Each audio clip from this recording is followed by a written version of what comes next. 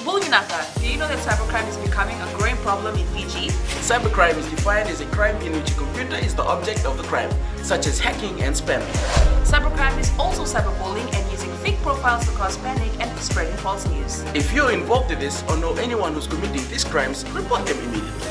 I'm Polly. And I'm Peter. We host the Traffic Jam Show on City FM. From 3 p.m. to 7 p.m. every weekday. Do the right thing.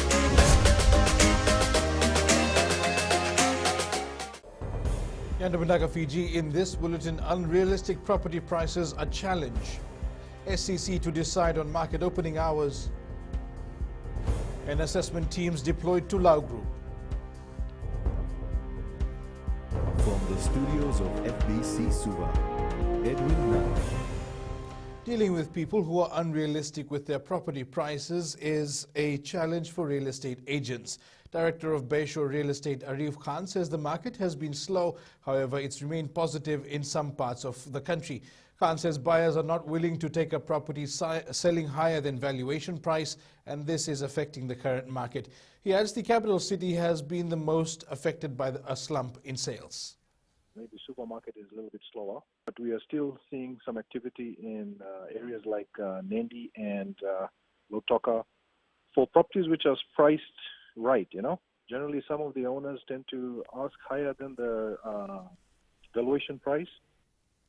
The Special Administrator of Suva has acknowledged a letter from market vendors who are unhappy with the extended opening hours. Isikeli Tikonduandua says the opening hours were extended during the festive season to help vendors with income, but is now being reviewed. Tikonduandua says a decision on whether to revert to the original hours will be made after consultations with all vendors. He says they will decide by the end of this month. We are doing consultation as well to the end of this month because the festive season is over now, and then we will make a decision on the way forward whether we need to revert back to old time or work on a time that is suitable for everyone. 54 troops from the Republic of the Fiji Military Forces, who are part of the Australian Bushfire Assistance Task Force, received a warm welcome at Melbourne Airport. The team was greeted by the Australian Defence Force personnel and the Fijian High Commissioner to Australia, Luken Daunivalu. Sainyani Mboila reports. Australian Defence Forces Commander Brigadier Doug Laidlaw saying while they appreciate the Fijian input, he had a timely message regarding safety. Keep yourselves safe. It is a dangerous environment that you're going into. Look out for each other and don't be wanting for anything and any help or assistance you need.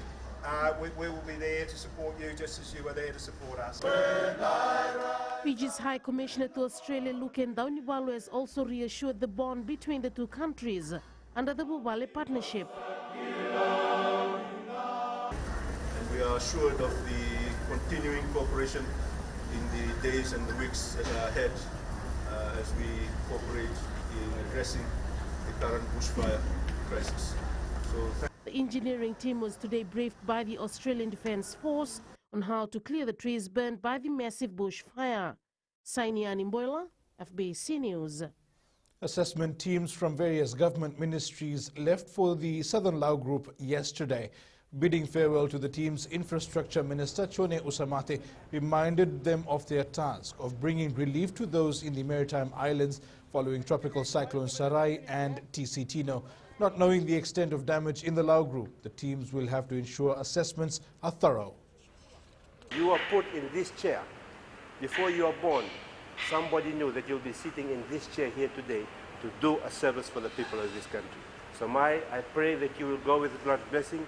You will do your job to the level that is required. The Oinafa Wharf in Rotuma is expected to be reinstated in the next 2 weeks. Fiji Roads Authority has confirmed a team will arrive on the island on Friday to begin repairs. Calls have been made to have the wharf relocated to the other side of the island of Motusa. However, FRA Acting Chief Executive Kamal Prasad says there are no such plans as yet.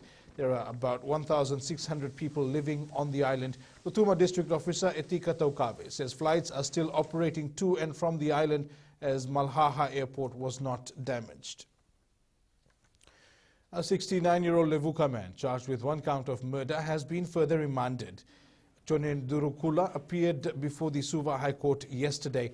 The DPP Council informed the court they are seeking 21 days to file information and disclosures. The court also heard that the accused underwent a psychiatric evaluation at St. Giles Hospital to determine if he is of sound mind. The report suggests he can take a plea. It's alleged that on 29th December last year, Durukula punched an 83-year-old man on his head. He later died after 2 days as a result of injuries sustained. The alleged incident happened in Levuka in Ovalau. The case will be recalled on the 14th for mention. In world news, a fourth person in China has died from a new virus that has spread rapidly across the country as authorities confirm that it can be passed from person to person. An 89-year-old man was the latest victim of the new strain of coronavirus, which causes a type of pneumonia. Coming up, teams count down to Hamilton Sevens and traditional games to be revived.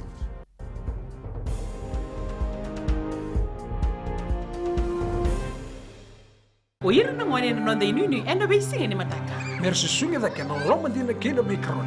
Sakena ngau na mitaro bina no rabaksa ngai ka pala loma taki na ngone. Dala bina oya o meliki. Bulre oya o Samuel Samuli. Nama kikira enda be mataka. Boniti kina magrombuka. Ni boy tiri kalima na miniti me ono kina tiri na kaloko. Ena radio Fiji One na ndomo ibiti. Indaw kina na mataka. Dan ramay na singabo.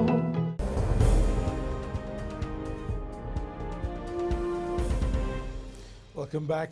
As reigning series champions, Fiji Airways men's national sevens coach Gareth Baber is aware of what is expected of the Fiji Sevens team at the Hamilton Sevens. Baber says he's briefed the team on his vision for this weekend. Faria Begum with this story. The Sevens players have already been advised on what is expected of them this weekend. Keep your minds on the job, keep your feet on the floor, know what your job of work is here in New Zealand. It's a tough place to go and play at the best of times, but certainly when you have a tag of being the reigning champions, you need to be humble about what we do and make sure that we put every single effort into doing the best that we can. On the other hand, former Sevens player Cyril Mbombo has also highlighted some of the things the team needs to work on. The nation expect them to do well in the two tournaments, but I do believe that it's the starting of the series. I think maybe they learn from their mistakes and they will do better in this upcoming Hamilton Sevens. Fiji takes on Samoa at 12:47 p.m. this Saturday in their first match of the Hamilton Sevens tournament. Faria Begum, FBC Sports. Motherhood brews strength in a woman, and such is the case for Aussie Sevens star Emily Sherry, who will be making a comeback this weekend at the Hamilton Sevens. Australia will take on the USA, Russia and Brazil in pool play for the 2020 Hamilton Sevens. Now, the Football Association President Javed Ahmed says they are on the verge of appointing a next coach. The association has received 3 applications, and Ahmed says they will be finalizing everything by Thursday. The association is also expected to hold elections sometime next month. Plans are afoot to revitalize traditional games in Fiji. The Ministry of Itoke Affairs has recorded 21 traditional games, with 6 expected to be introduced in schools by the end of March. These include Lutuvakatangane, Nangimoli, Lambalamba, Kanade, Veitinga and Veilawa. To revitalize games known in the past, Physical Education Curriculum Coordinator Biu Dolati says they will target academics. The skill of reintroducing those games are the things that we are targeting. We would like every teacher to be equipped with the knowledge of how to revive the game. Overseas 5-time Grand Slam champion Maria Sharapova admits she does not know if she will be back at the Australian Open next year after suffering a first-round defeat in Melbourne. The former world number 1, playing on a wild card, is set to drop below 350 in the rankings following her 3-6, 4-6 defeat to Croatia's 19th seeded Donna Kevic.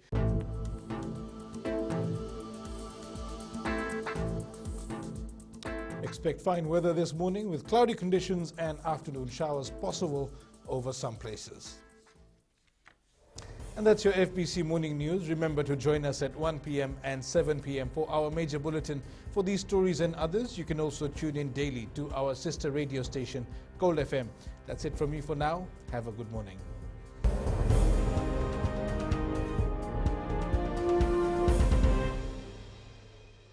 हमारे खूबसूरत देश Fiji में child abuse की घटनाएं आए दिन बढ़ रही हैं। क्यों बच्चों का मासूम बचपन अब्यूज का शिकार हो जाता है? अपने बच्चों की सुरक्षा का खास ख्याल रखें। उनसे बातचीत करें, उनके दोस्तों के बारे में जानें।